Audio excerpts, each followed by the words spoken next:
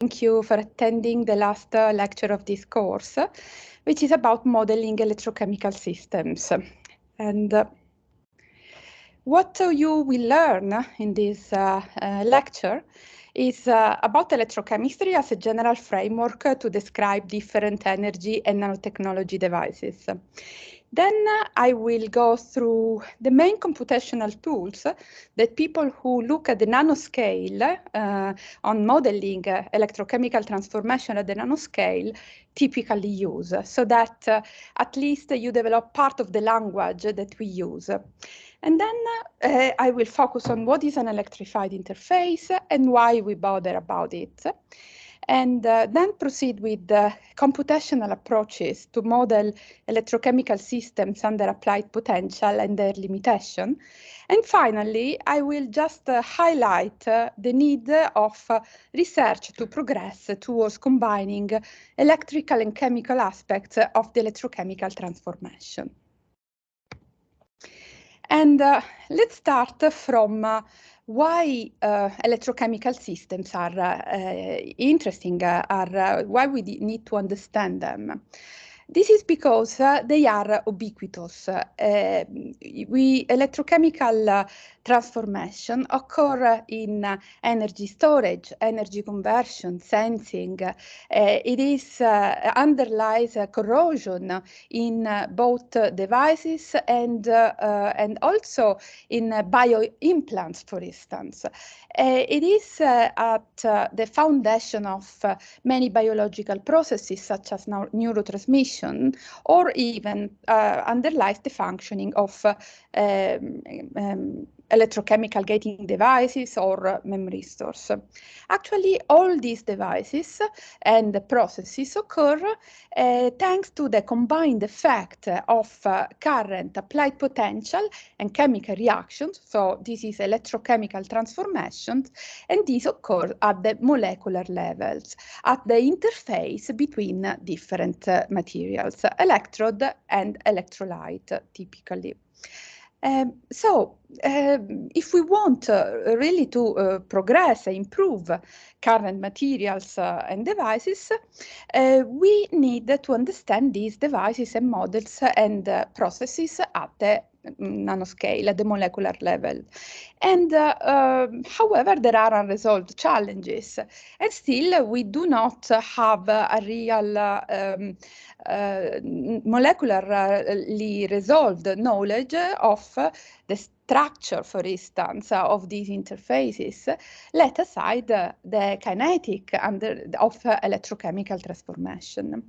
And so we need to develop knowledge at this scale to achieve that. However, this knowledge is difficult to achieve experimentally, for instance, because these are varied interfaces. There is typically a solid-liquid interface.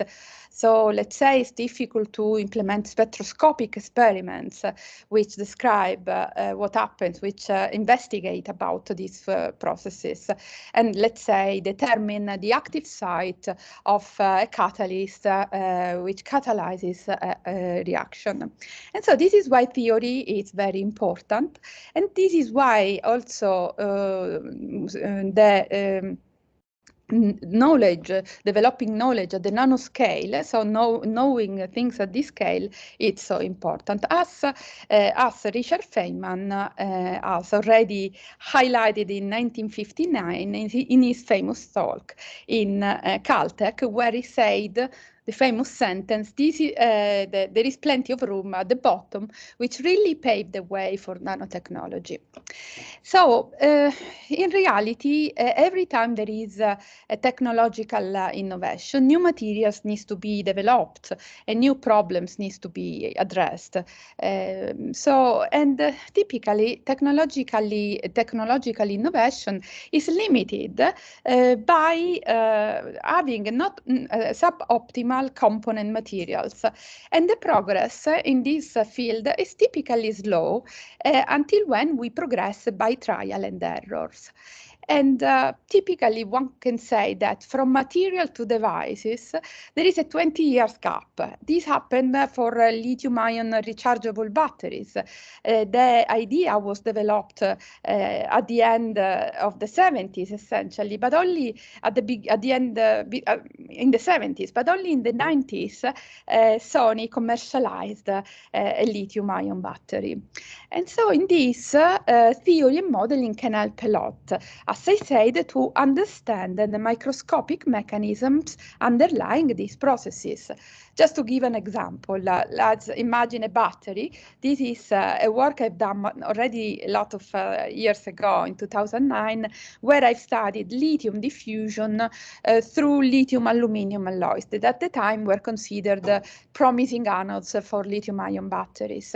In this study, I found out that when lithium diffuses through the aluminum matrix, it does this with a one vacancy mechanism and diffuses through channels. So now we know there are channels that need to be open to enable the diffusion of lithium. Then if, let's say, we produce this anode by melting it in a furnace, of course we close this channel. So this is an example where theory would have said, please don't melt the anode because we need to understand what is going on, because we need to have those channels open. And in general, science today is indeed a combination of experiment, theory, and computation. There is three pillars that underlie what is science. We have the theory, which define how things work. The Schrödinger equation is represented here. Then we have the truth, which is the experiment, but sometimes experiments are expensive, or they destroy the sample, or are simply difficult, as we said in the case of spectroscopy in electrochemical environment. And computational bridge the two, because allows to solve the impossible equations that are defined in theory, and to define models that can be compared with experiment, and define also simulated experiment. And so we see that computational tools are very important to progress in the understanding of electrochemistry, electrochemical transformation. And now I will go through the typical computational tools and approaches that are used to model electrochemical devices. And here I will just develop essentially the nomenclature, and I will talk about the main computational quantities that we typically aim at evaluating. I will quickly mention density functional theory, what it is, what is molecular dynamics, what are free and potential energy methods, and how we typically model bulk and surface systems and use periodic boundary conditions. And let's start from the consideration that electrochemical phenomenon is a multi-scale event. It's a process that implies the quantum conversion of many species into others sustained by electric flow, implies diffusion through the electrolytes, implies the putting together different components of a device, and implies the formation of mesoscopic structures that follow on a larger scale the diffusion processes which occur at the lower scale. So it is a very complex model problem to solve. And so essentially we need essentially quantum mechanics to understand what happens at the narrow interface between electrode and electrolyte. We can have a larger view, so the scale, the length scale that we can explore would be a bit enlarged if we do to molecular dynamics, maybe with classical potentials, and then we did a continuous approach to get some knowledge at the meso and macro scale, possibly these models being inspired by what is understood at the nanoscale. In the following, I will mostly focus on what is essentially at this scale, that can be understood at this scale, just because we cannot talk about everything. But please consider that this electrochemical phenomenon is intrinsically multiscale. And starting from the quantities that we are interested in, we can reflect about the fact that indeed we can use computational material science tools for correlating the atomic structure with the application and performance via calculating, for instance, band gap, electrical conductivity, optical and magnetic properties, but also relative stabilities, chemical potential, voltages. And for this, we need to evaluate essentially the energy of the system. If from a computational point of view, we evaluate forces or force constants, we can we can evaluate and generate and predict observables such as dynamical properties, structure factors, absorption spectra, and surface reactivity and phase transitions. So all we need at the very end is a potential energy function that describes the interactions between ions and electrons. And then we can calculate everything. And the typical potential that is used to describe the interaction, the most popular approach that is used is the density functional theory. Essentially, density functional theory, which produced the Nobel Prize due to the work of Kohn in 1965, generated enabled the modeling of systems which were much larger than what was possible before with computation. And indeed, essentially, DFT allows to solve to find the ground state energy of a system as a function of a density of the electron density of that system. It's the minimum of that electron density. So we are able, with density functional theory, with a reasonable computational cost, to evaluate all the ground state properties of a system and express them as a function of the electron density. So that is something very powerful. To give you an idea, before that it was only possible to model system which had computational cells of few atoms. But now with density functional theory, we are able fully from first principles to model systems of thousands, even thousands of atoms and tens of thousands of electrons, which is very a lot. And another tool that is typically used in to model in general materials, but in particular electrochemical systems, is molecular dynamics. Molecular dynamics is all about solving the Newton equation of motion for the nuclei using this classical approximation. You can see this as the second law of dynamics, if you wish. And once again, an interatomic potential is selected. So essentially, with molecular dynamics, we can model the microscopic behavior of a system, of a model system, because we need to model it with the with a limited number of atoms.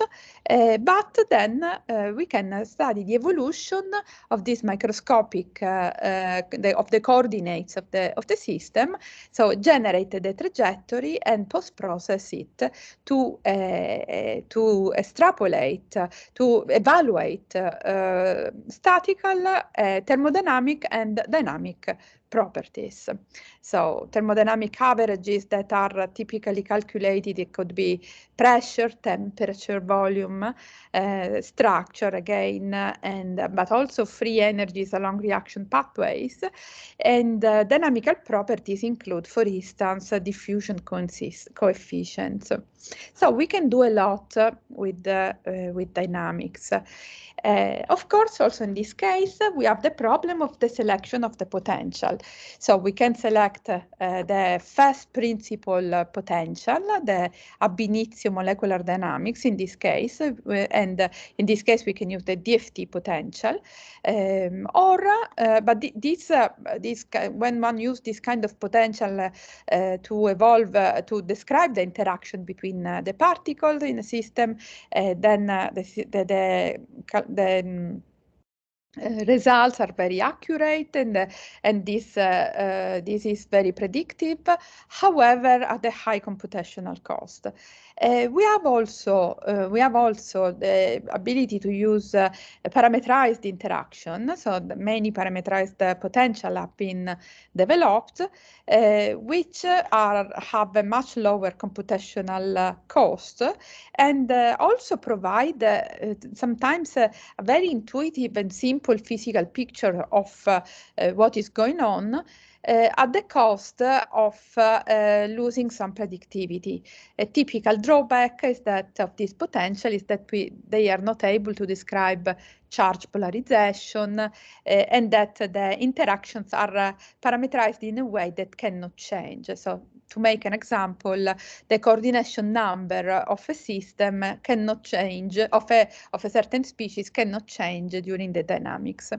And now in the last, let's say 10 years, it becomes more and more popular, this machine learning developed potential that try to bridge the two and to develop model potential with the accuracy of first principle potentials, but the computational cost of parameterized potentials.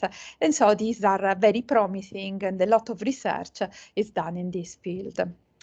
Molecular dynamics has observed, especially the one based on first principle, has observed an explosion of publications and use, thanks to Carr and Parrinello, who have indeed developed the Carr-Parrinello molecular dynamics, that now an evolution of these dynamics are now implemented in many codes that we use every day.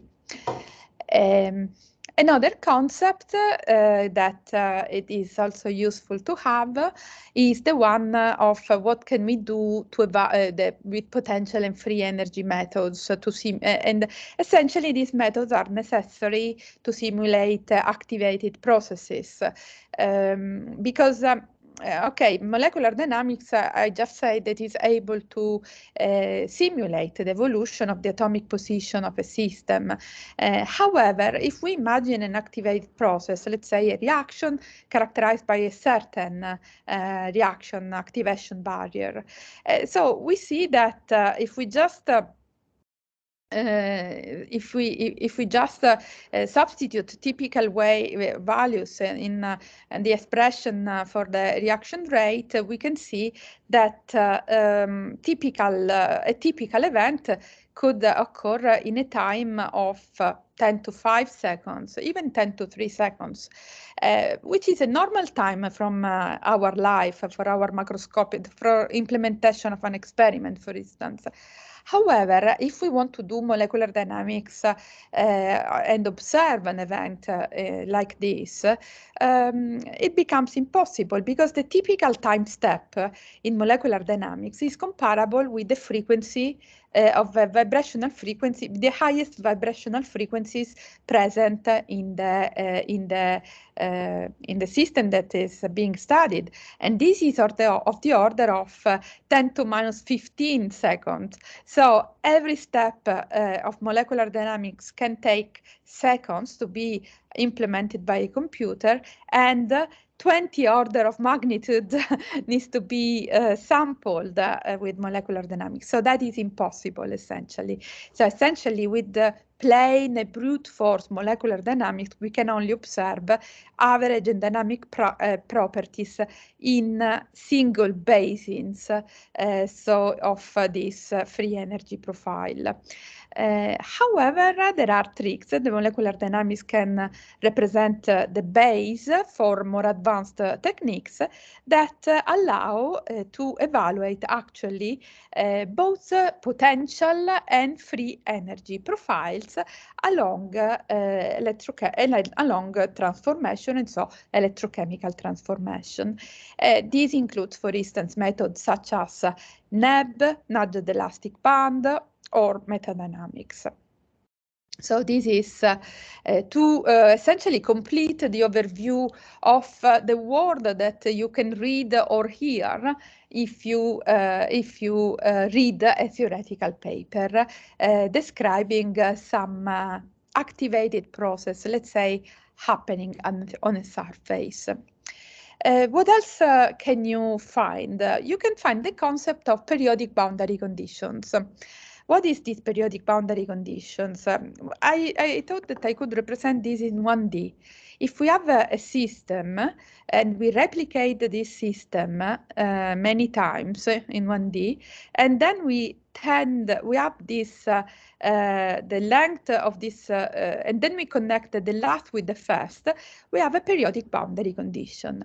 So if we imagine that the width of this circle becomes larger and larger, then at the limit of radius equal to infinite, this becomes a straight line. So we have a system which is repeated in space, in this case in one direction, an infinite number of times. And it touches itself only at the infinite.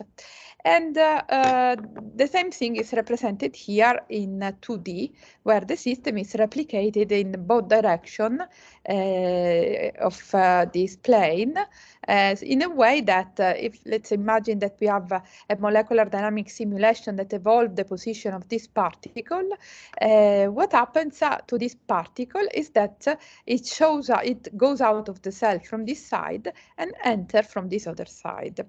But why do we need periodic boundary conditions? I want to say that most of codes that are both both implement classical and ab initio potentials and methodologies are implemented with periodic boundary conditions. So the system is represented in this way. There is a cell, there is something in this cell, and the cell is replicated. Why is that?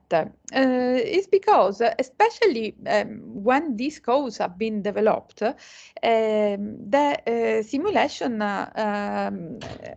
could be performed only with a limited number of atoms. And so if we wanted to represent a bulk metal, let's say the bulk of a material, essentially with, let's say, 1,000 of atoms, and represented this without periodic boundary conditions, we could have represented it like a cluster. But if we have 1,000 atoms, 600 of them are on the surface. So essentially, we wouldn't be able to simulate what happens in the bulk of the material, but we would be mostly simulating what happens at the surface of this material. So this is why periodic boundary conditions have been implemented, because in this way, essentially whatever is seen in the cell, there is no boundary which is seen by every component, every atom of the cell. This is, and this is how essentially all the codes, many codes, most codes are implemented. And so what do we do? So we have a code where we have implement these periodic boundary conditions, but then we have another problem. Let's say that we want to model a surface. We want to model a surface. Typically, as we know, electrochemical interfaces are the interfaces where there is a solid and a liquid phase in contact. So there is a sort of broken symmetry in one direction.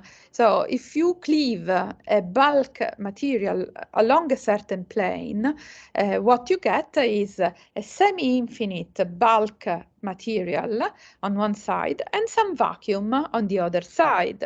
So what happens is that if you have periodic boundary conditions, you have to replicate the system that you represent, that you model in all directions. So how do we describe in a replicated system a system which is semi-infinite? So to do this, I mean, what we do normally is to to model the metal with a slab, the metal, the solid component, moiety of an interface like a slab with a finite number of layers.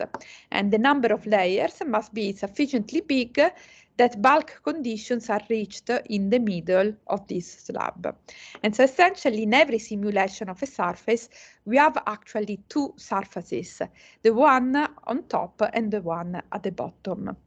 And then on top of this, to simulate the semi-infinite vacuum, we add a certain amount of vacuum, which must be sufficiently large that we can reach vacuum conditions at a certain distance from the surface.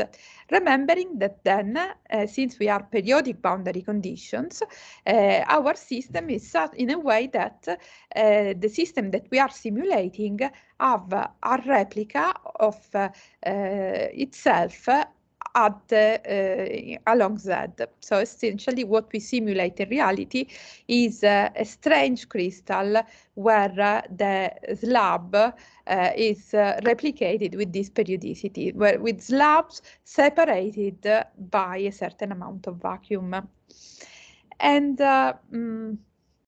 anyway, this is especially if there are not too many long-range interactions, let's say a dipole on the surface, then it's very difficult to model because there is a lot of space that is needed because the interaction produced by this dipole is killed in space. So in this case, we need to find a solution. We need, for instance, put an opposite dipole on the other side of the cell.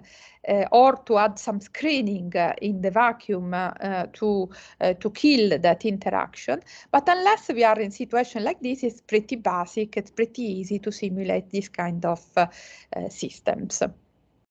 So let's just have a look at what is an electrochemical system. This is a more sophisticated model of what could be included in a simulation cell if we want to simulate an electrochemical interface.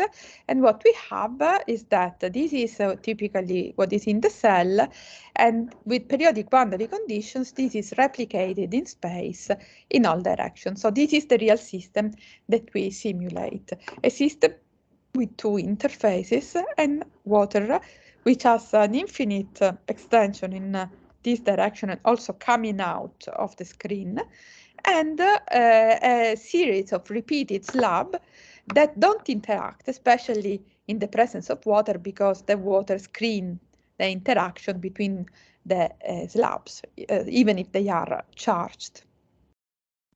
So this is the first overview about the computational tools and approaches to model electrochemical devices. Essentially, we have seen how electrochemistry is a general framework to describe different energy and nanotechnology devices, and listed a couple of concepts and tools that are typically used to model electrochemical devices. Now, in the next part of the talk, things will be slightly more complicated. I will talk a bit more about what is an electrified interface, more specifically, and why we should bother about it, actually. and also about the computational approaches that are used, especially based on quantum mechanics. I will focus on this to model electrochemical systems under applied potential and their limitations. And do you want a 2 minutes break, or I'll go on? Otherwise, just maybe why don't you write in the chat if you want a break. Let me see.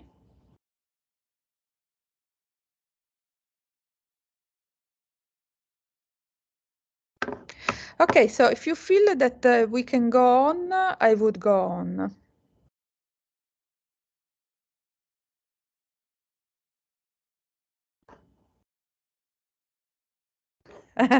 Please go on. Okay, that's great. Okay, let's just present the review. Just take 1 sec. Can you see the screen?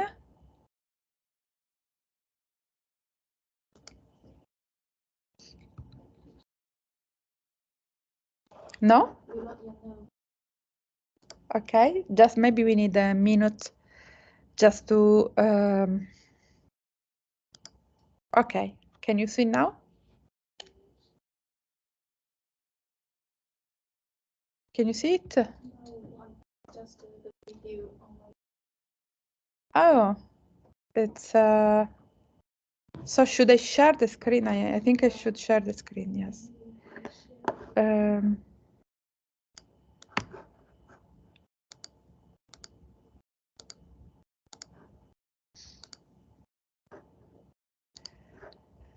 So what about now? Yes. Yeah, that's great. Okay. So what we will say now is talk about what is an electrified interface and computational approaches to model to model electrochemical system under applied potential. So and let's start from the description of what an electrochemical system is, which at the nanoscale. And so here it's a simplified representation of it. And we know that modeling, and so what happens during the operation of an electrochemical system? Okay, what happens is that we have a current of electrons going in and out of an electrochemical cell. Here it's represented indeed a simplified electrochemical cell. And this current sustain complex electrochemical transformations at the interface. So in this interface, we have essentially a bulk solvent. We have species diffusing from the solvent to the surface. And I would like to highlight that sometimes this diffusion can be rate limiting. So we have mass diffusion current that can be rate limiting, especially in certain potential conditions. But for the moment, we won't focus on this. We will focus more on what will happen at the interface at the nanoscale. And what happens is that these ions will have diffuse. We will assume that there is a steady support of ionic species at the interface from the bulk of the solvent.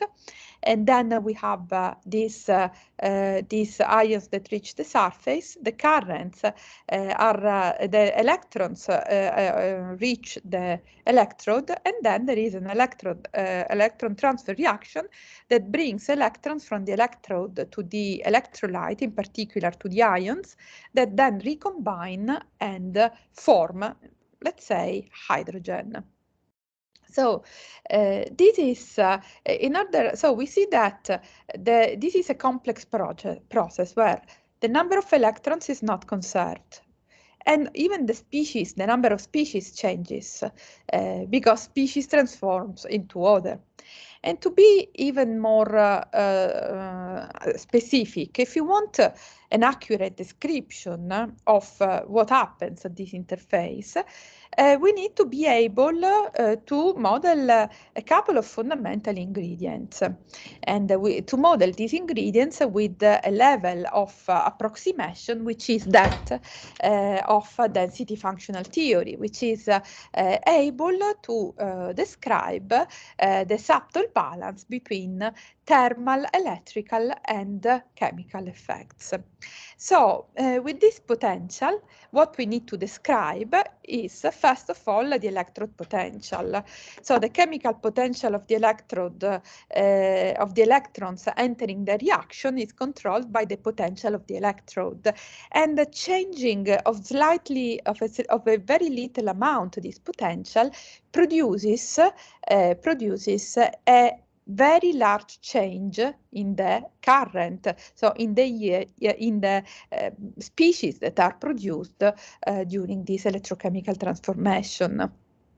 This is not the same in gas phase catalysis, where the partial pressure of the reacting species needs to be changed by order of magnitude to produce the same change in current. So the electrode potential is an important parameter of electrochemical simulation that needs to be simulated. And another important feature that we need to be able to describe is the double layer.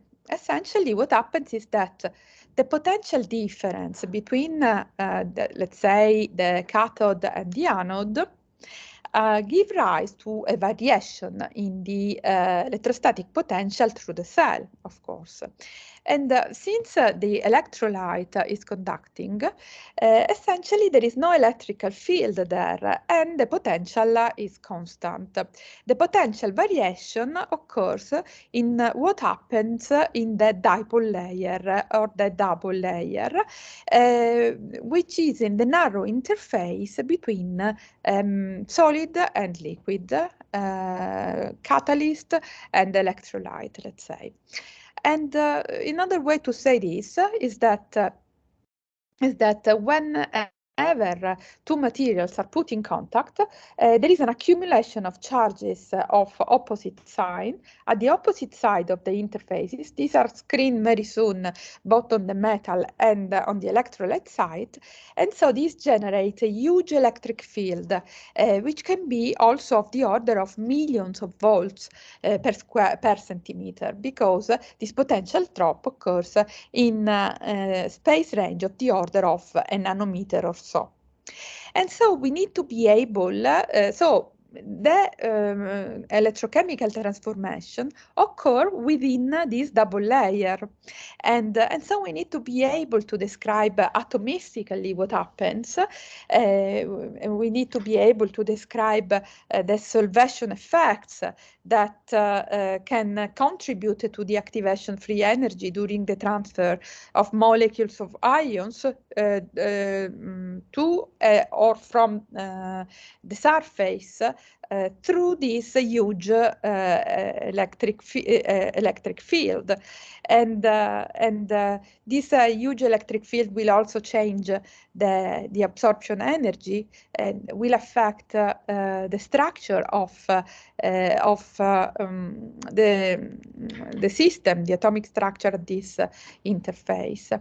And all of this electrified interface, this very complex system, and this very complicated transformation that occur within this huge electric field will be in turn affected a lot by the variation of the potential, which will change structures and therefore kinetics and electrochemistry at this interface. Finally, also electron transfer itself can be rate limiting, but for the moment I won't focus on this. I can imagine a situation where just the electron transfer given by the overlap really of the orbitals between the species that undergo the electron transport are so far apart that these occur via electron tunneling, and so this electron transfer can be rate limiting. This happens, for instance, when the electrode is an insulator more than metal. I won't focus on this for the moment. For the many catalysts, this is not a problem. So why we should bother about what happens in this very complex interface? Because it is indeed in this double layer that electrochemical transformation occur in catalytic interfaces, in corrosion, and also in neurotransmission. So we want to know what happens. And what do we need to do? So to understand this phenomenon, what is typically done? I would start by addressing adsorption equilibrium at electrified interface and how these are modeled with a very popular approach, which is named the computational hydrogen electrode, developed in 2004 by Noskov, who is essentially the father of computational nanoelectrochemistry. And in particular, many processes of interest in energy transformation are associated with the proton transfer to or from a surface. And binding, the computational hydrogen electrode focus on proton and electron transfer reaction at the surface, and built on the evaluation, find a clever way to evaluate absorption energy of species on these surfaces. Essentially, binding energies are very important because tell us something about how strongly a surface is binded with an absorbate, and therefore allow to get information about the electrocatalytic process. Of course, when you model an absorption process, so you need to have a reference state. And when we are in gas phase, when we model absorption equilibria on a surface in gas phase, essentially the reference state is typically the atom in gas phase. However, and so how do we calculate this binding energy? We calculate using our slab, the one that I've shown you before, slab for the metal plus one absorbate on the surface, minus the energy of the isolated components. So this is by definition the absorption energy, the energy that it takes to bring one atom from an infinite distance to a surface. So you sum the energy of the system with the absorbate at infinite distance and the surface which is clean, and then you subtract from this value the energy of the surface with the absorbate on it. And I want to highlight here that the sign of the definition of this binding energy, it's to some extent arbitrary. Sometimes you see that the absorption energy is defined in the way that I depicted here, sometimes with in the other way around. The important thing is that you define how you model your interface, how do you define your energy. Of course, this is only the absorption internal energy, but then with simple correction, we are also able to evaluate the free energy, the Gibbs free energy for transformation. I also want to say here, sometimes you see an asterisk on a surface. The asterisk doesn't mean anything in particular. It just signifies an absorption site on the surface. Okay, so this is what happens for an atom in gas phase. What happens when we are on electrified interface? It happens that the reference state is not anymore the atom in gas phase, but is an atom in solution in the presence of an electrode potential. And so essentially, to evaluate, instead of having the chemical potential of the hydrogen in gas phase, here we have the electrochemical potential of the atom in solution and in the presence of an electrode potential. And it is very complicated to evaluate the solvation effects that are associated to the solvation of a single atom from vacuum to solution. All of these can be, of course, evaluated. However, with very cumbersome methodologies and at a high computational cost. So, for instance, for performing a screening of absorption energies on different materials, that would be really a bit too much. And this is when the computational hydrogen electrode comes into help. Essentially, the hydrogen electrode allows to draw a direct link between the free energies in gas phase and those relevant for the electrochemistry. Essentially, the idea is to use the equilibrium between protons and electrons at a given potential with gas phase H2 to define a reference potential so that U is equal to 0. And essentially in standard conditions, which are pH equal to 0, the pressure is equal 1 bar, and temperature equal 298 Kelvin, the U potential equal to 0 is defined as the electrode potential at which there is an equilibrium between proton and electron in aqueous solution and hydrogen in gas phase. So the computational hydrogen electrode then assumes that when you calculate this absorption energy in electrochemical environment, you can then substitute the sum of the chemical potential of the electrochemical, you can replace the electrochemical potential of the ion in solution plus the electron in the electrode with the chemical potential of the electron of the proton in gas phase based on this equilibrium. So essentially, what you do with the computational hydrogen electrode is that you evaluate the absorption energy in an electrochemical system as if it was in gas phase, because we say that at V equal to 0, this piece of the absorption energy can be substituted by this. They have the same value because in that potential condition there is this electrochemical equilibrium.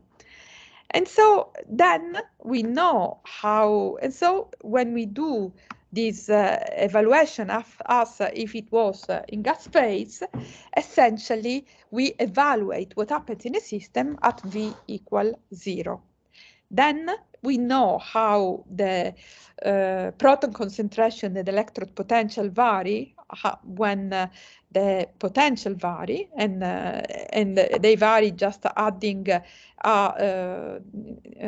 term, thermodynamic term, where you have which is the number of the electron multiplied by the difference with respect to the 0 of the potential, plus logarithm of concentration by kBt. So essentially, what happens is that we get the value at V equals 0, calculating it as if it was in gas phase. And then to know what is the absorption energy in the presence of a potential, let's say, we just change the value by the difference in potential with respect to the 0. So it's just a correction from outside. We don't do another simulation at a different electrode condition. We just add a correction, and we can add the correction for the potential, and we can add the correction for the pH of the system. And this is This has been very useful, for instance, to model the proton, the hydrogen reaction in electrocatalysis. And we know that hydrogen reaction occurs in 2 steps, typically. It can be the one step, which is the so-called Volmel-Tafler reaction, where there is indeed a proton that from solvated in solution initially that absorbs on the surface, and then either 2 protons get close and then form together a hydrogen molecule, and this is the Volmer-Tafler reaction. Sorry, the Tafler step, or for every proton which is absorbed, there is another one which comes from the environment, and they combine without the second absorbing on the surface and producing the hydrogen molecule. And this is the Hierarchy step. And depending on the nature of the substrate, you get one or the other. And so, building on this concept, for instance, evaluating the absorption energies of metal species on different surfaces and comparing these absorption energies, it has been possible, for instance, to evaluate volcano relations that show what is the, allow to predict what is the optimal catalyst for, let's say, this reaction. This volcano relation is essentially based on the Sabatier principle, which says that the interaction between the catalyst and the substrate shouldn't be either too strong or too weak, because if it is too strong, once absorbate, then the absorbate cannot detach. If it is too weak, it cannot easily absorbate, and therefore the maximum of the current is observed at the top of a volcano as a function of the binding strength, essentially. So this is the current, this is the interaction energy, the binding energy. When the interaction is neither too strong nor too weak, there is a peak of a volcano. And we see that many catalytic processes follow this principle.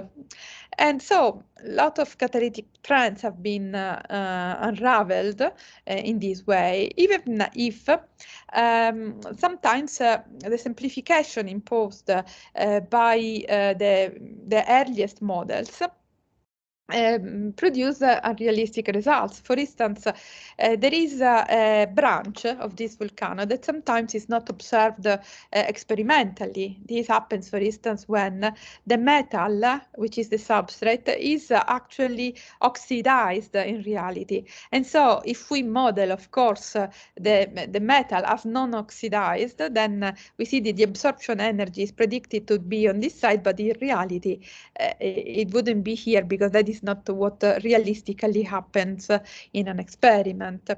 And the initial, most simplified models also typically neglected, for instance, coverage effects, which are that when you absorb one species, not necessarily the absorption energy is the same when the coverage becomes larger and larger. For the specific case of hydrogen absorption, that is not the case. But anyway, that is sometimes happens, and so that is another thing that the early models do not include. So, in general, there are possible issues with modeling the system using the formation energy of electrocatalytic transformation using Norskov approach and simplified gas phase approaches. I mentioned the oxide layer in the negative branch of the volcano. The most striking and relevant element that is not included is the description of the water layer. The water layer is oriented in a specific way.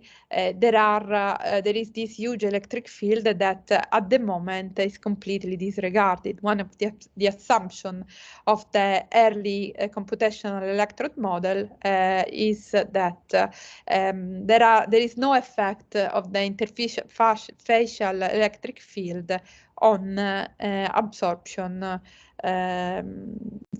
energy thermodynamics. And so this is a pretty big assumption for many systems. Other things that are not considered is that normally real surfaces are characterized by having different crystal planes, and that and therefore on exposed maybe microparticulates is present is the real electrode surface. So many crystal planes, the processes occur in different planes. And there are several absorption states therefore for hydrogen or for another species that can compete. And in general, as I started mentioning, the complexity of interaction and interfaces and the evaluation of the kinetics. So all of this in these simplified models it's missing. However, yet they are very, very good in predicting trends in catalytic activities in many materials.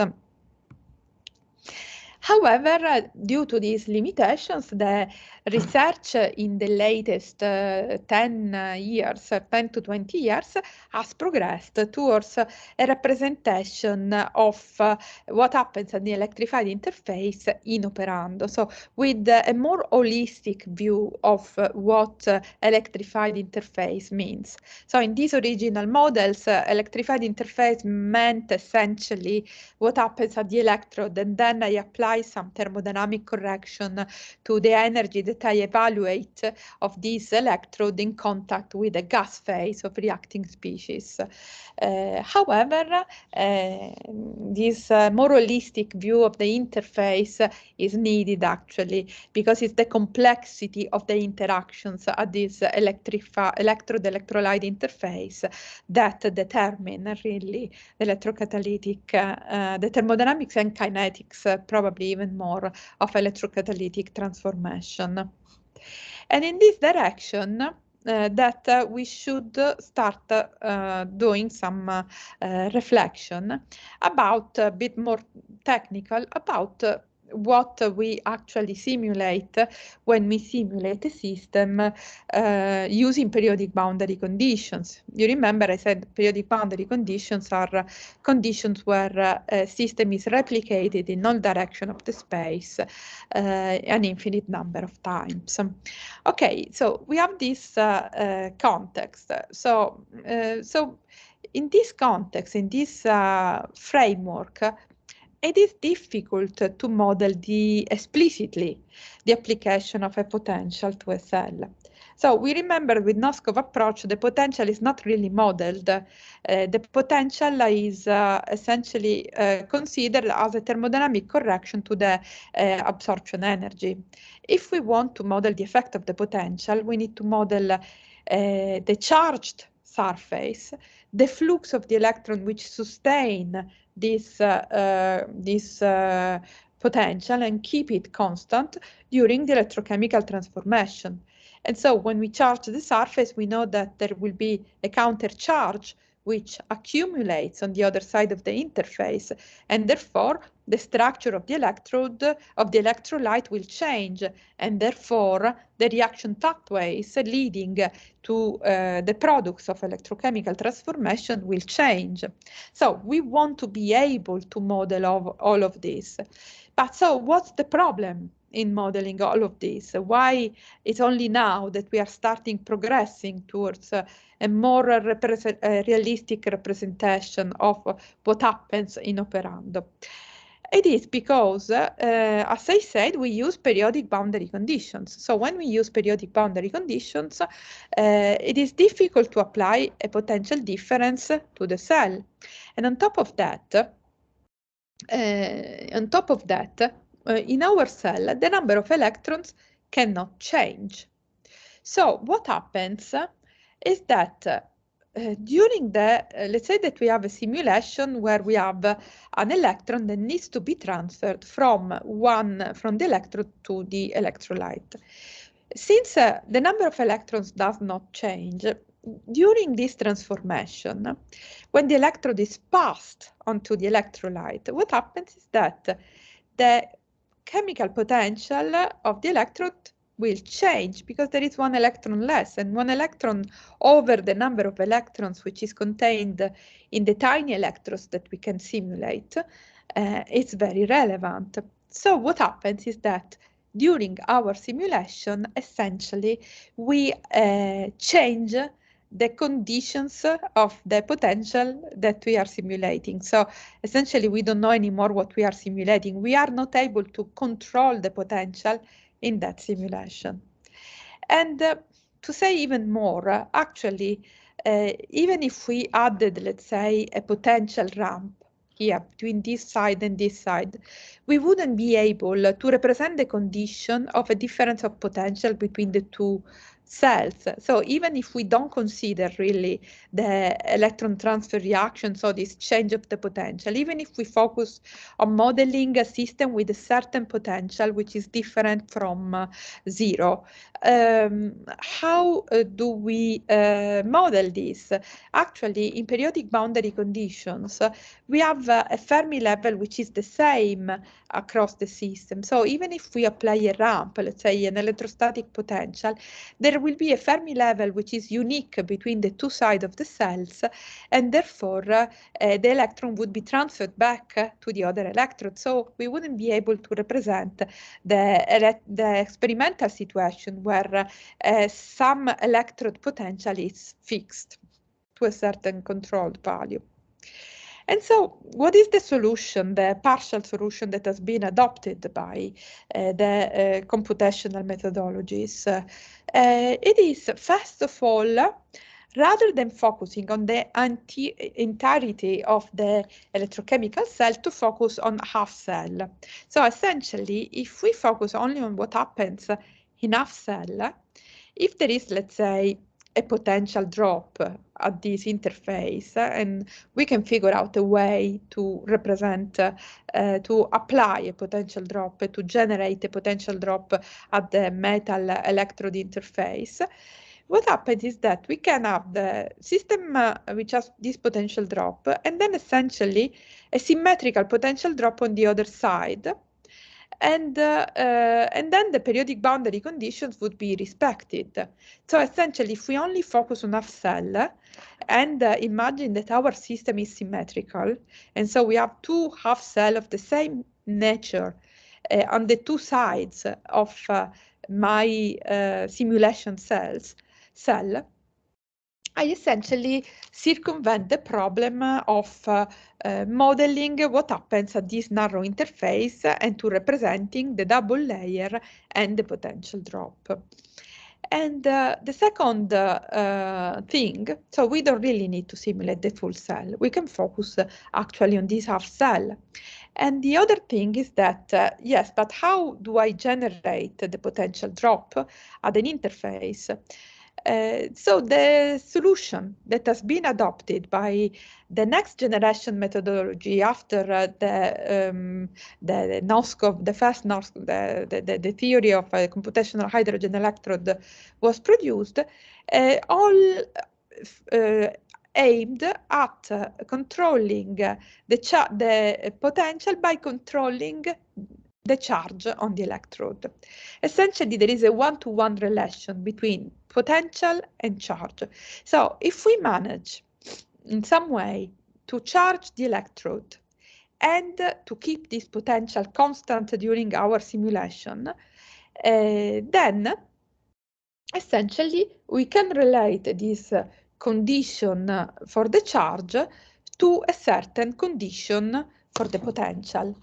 And an important point to highlight is that we can only do this a posteriori. So we cannot do this at the beginning of a simulation. We cannot say, oh, look, we have, I want to simulate an electrode at 0.2 volt from the potential of zero charge, and give this parameter and then simulate the system.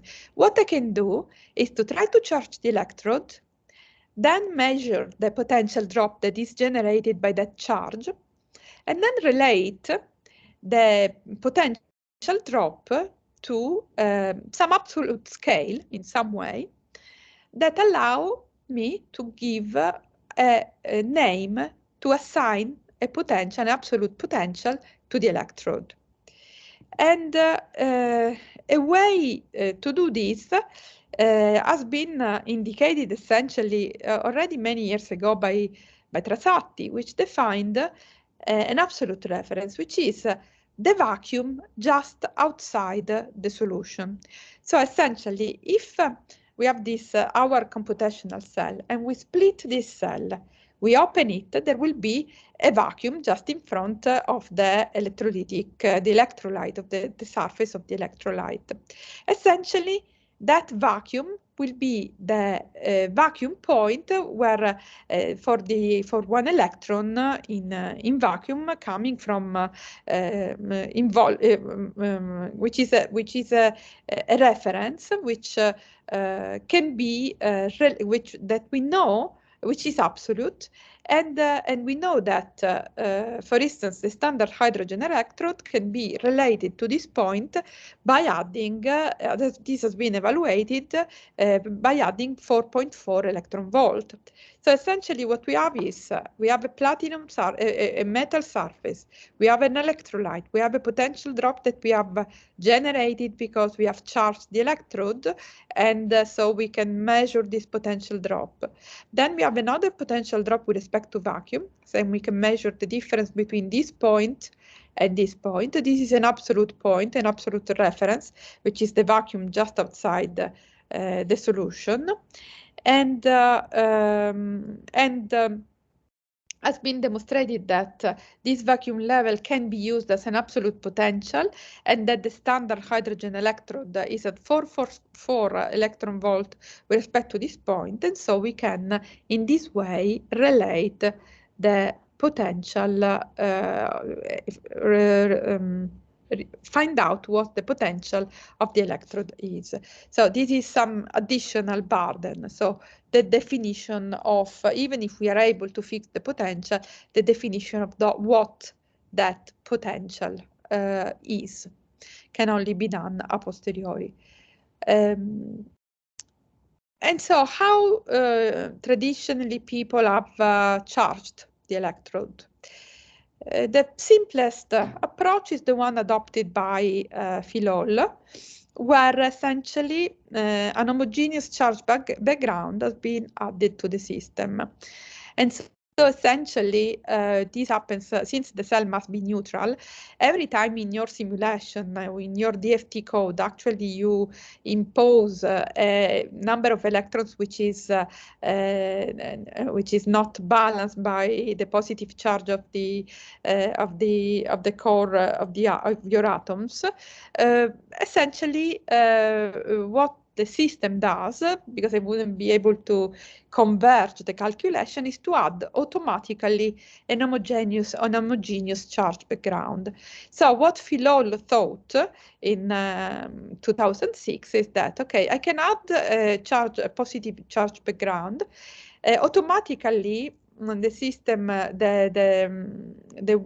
this charge will be taken essentially from the Fermi level, which is localized on the metal, and therefore in this way I will be able to simulate the metal at different conditions. And to align and to determine the potential state for the electrode, the idea of Trasatti is implemented in what is named double reference method. So essentially what is done is the system is split in two parts. The potential drop is calculated, and so the vacuum potential is found. And then that is considered then the zero of the reaction.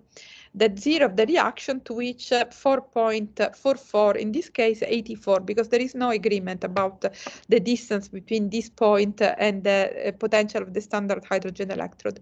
Anyway, this point is related in turn to the potential of the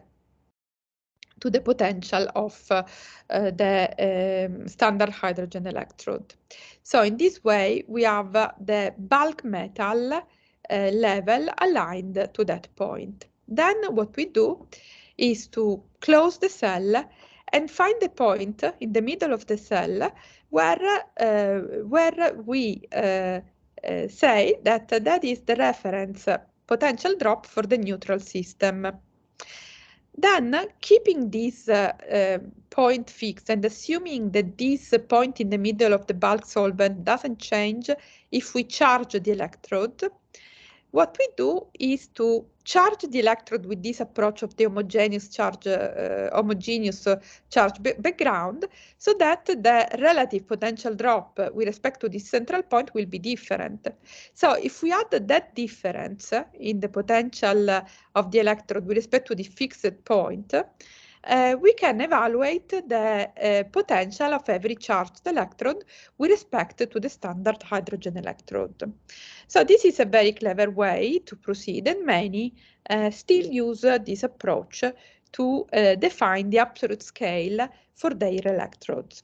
And remember, this can only be done at the end of your simulation, not at the beginning.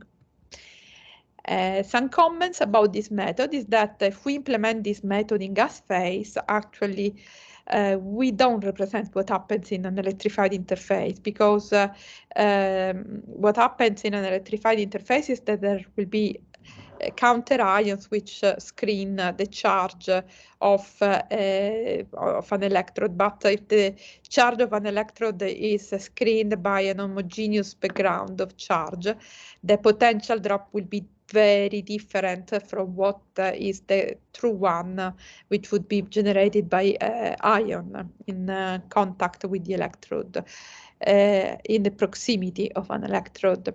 However, when there is water, even in the solid state, or even ice, we see that essentially this potential drop, it's closer to reality. So this method is really not too bad. Another approach, which is again in the direction of progressively including elements of realism in the description of the electrified interface, was developed by Rosmeisel that in 2007, 2008. So instead of charging the electrode by adding a homogeneous background of charge of the opposite sign, the electrode is charged by adding ions, which are possibly solvated in some sort of on the electrolyte, represented at some level. In this case, with fixed hydronium ions in a fixed layer in front of a surface. So this is a more natural way of charging the electrode, because represent a bit more what happens at the electrified interface.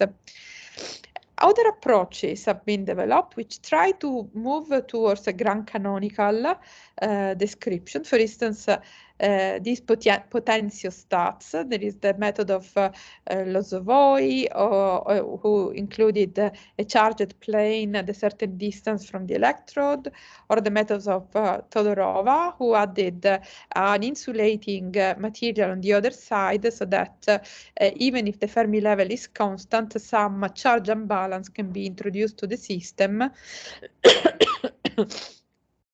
And so actually the system would be simulating a constant potential in this way.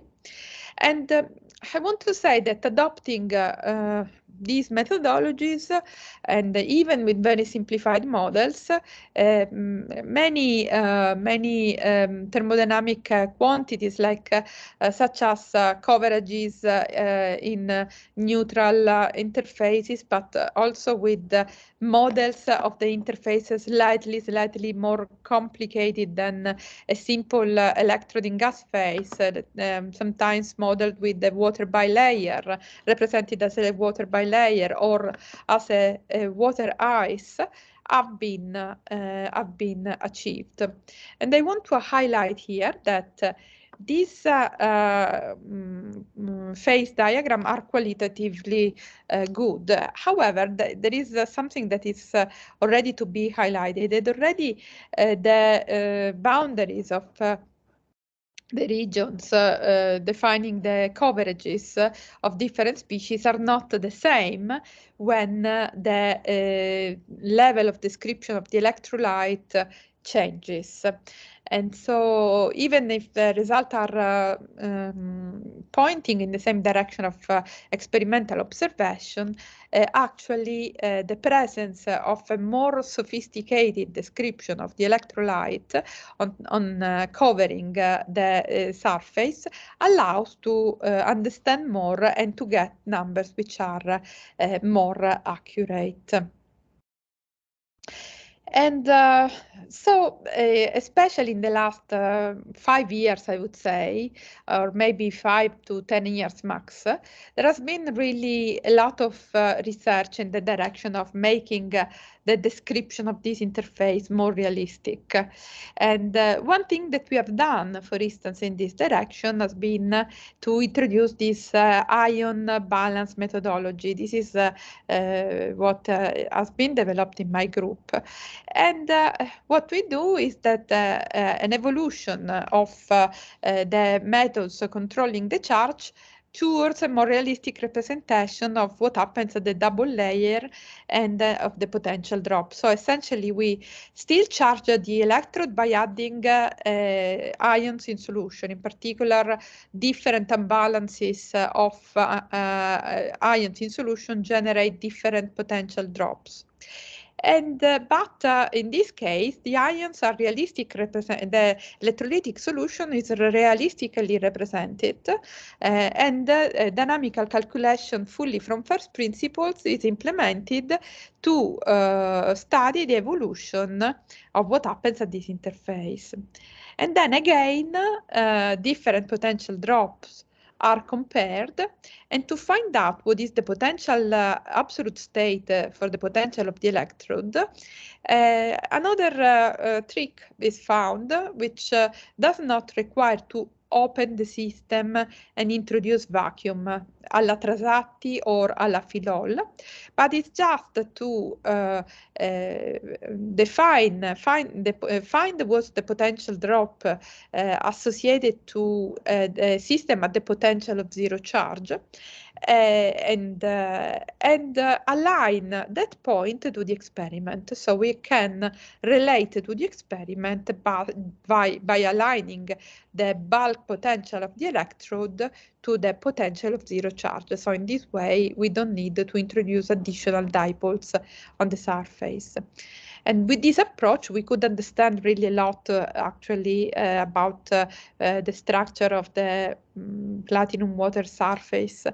For instance, we understood that when you change the potential, it's not that simply water reorients and changes its dipole, but what happens is that the number of charged water molecules which are in contact with the electrode changes, and therefore the surface dipole is essentially due by this different number of charged water molecules which are in contact with the surface. We also found out that across the potential of zero charge, the hydrogen coverage changes and also the structures that are formed of hydrogen that are formed on the surface change, and this structure induce different water polarization on top of these different basins, which in turn point at producing the peculiar behavior in capacitance which is always observed around the potential of zero charge. We also are progressing now towards representing the surface in an even more realistic way, where we simulated the systems in this realistic level, but also including edges and low coordination sites. And we already see that there is a peculiar behavior of the edges of the surface, which points at different reaction pathways occurring at the edge for hydrogen production, different from the ones that occur at the surface. So with this methodology, we can really learn a lot. Another approach which goes again in this direction of having this holistic representation of the electrifying interface was also recently produced by Rosmeisel, who introduced this generalized computational hydrogen electrode. So what I said is that in standard computational hydrogen electrode, the energy of each state is independent on the electrostatic field and boundary conditions. But in the generalized computational hydrogen electrode, we also include explicitly in the evaluation of what is the potential state of the role of the surface dipole. And the only assumption is that the interface that is being simulated is sufficiently big to be overall neutral and large enough to screen all the charges. But if we manage to have this system with a water layer sufficiently big that can screen completely the charge on the electrode, and then we use again that Bockris point, that vacuum point which was proposed by Trasatti in front of this water layer, then we can get an evaluation of the absolute potential and of the coverage in the presence of the interface electric field. And this was the nice grand canonical phase diagram that was produced by Rosmeisel to show the coverage of the species in this more sophisticated environment. So we have seen that there has been a progression from modeling the systems in gas phase to modeling the systems in the presence of an electrolyte, so in a more realistic towards inoperando models of electrified interfaces. The way to model the application of the potential evolved from the simple thermodynamic correction introduced by Norskov to evaluating the potential drop at surfaces generated by charged electrode, and then a posteriori relation of the potential state of the electrode to the standard hydrogen electrode. So this has allowed to produce many interesting results. However, all these methodologies that are based on charging the electrode at fixed number of electrons are limited by the same fundamental limitation, is that they essentially operate in the wrong environment. Actually, the electrochemical transformation is inherently open boundary problem for the electrons. And so if we really want to model what happens at the electrified interface, we need an open boundary way to describe the intake and outtake of electrons from a cell. So as we say initially, since the number of electrons in our cell is constant, we cannot really simulate the electrified electron transfer processes and interfaces, because these electron transfer processes affect the potential of the electrode, and therefore we are not able to control it. And this is not only in an electron transfer reaction, but also simply in the absorption of charged species on the surface. We are not really able to control the potential, to simulate the system at a fixed potential. And also another problem is, even if we are able to study the structure of the double layer at a fixed potential by charging the electrode, the problem is that to charge the electrode a little bit, you need to add the ion in solution. But at that point, you need to have a cell which is very big to vary. Otherwise, you will change the charge on the electrode too much, because you can only add an integer number of electrons in the small cell that you have. So in proportion, the number of the charge that is induced is large compared to the size of the system. So for all these reasons, these points are saying that to address the electrochemical transformation, we need to model both the chemical and electrical component of the process in combination. So we need to find a way to control the potential in the simulation, which is essentially send the electrons away to the correct reservoir rather than leaving them on the electrode. And this comes bring us to the very last part of this excursion, and with very shortly we will show something that we are doing in our group that is in the direction of combining these electrical and chemical aspects of electrochemical transformation. And this is done by using methodologies from molecular electronics. So we combine the two established theories, essentially, the computational electrochemistry and molecular electronics, to generate this new approach that allows to compute from first principle electrochemical transformation under potential control.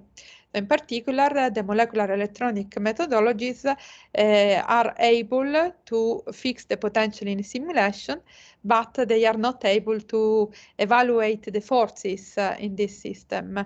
And so what we do essentially is to interface our code, where we calculate forces and find structures and evaluate absorption energies, with these molecular electronic codes or algorithm where the potential is fixed, so that we can simulate this transformation at fixed potential. And one example of this is just done by one of my PhD students, Margherita, which implemented this Hairy probe formalism that allows to give open boundary problems, conditions to a problem.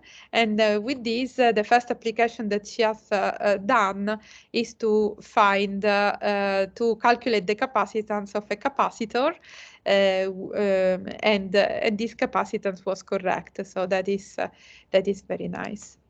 Okay, so what you have learned in this lesson, you have learned about the fact that electrochemistry is a general framework that is able to describe different energy and nanotechnology devices. You have learned the nomenclature and what are the main computational tools and approaches that are typically used to model electrochemical devices. You have learned what is an electrified interface, why we should bother about it, and what are the computational approaches and challenges to model electrochemical systems under applied potential. And how also, finally, just a highlight of the most recent research on aiming at combining electrical and chemical aspects of electrochemical transformation to model it in the correct environment. And so thank you for your attention, and if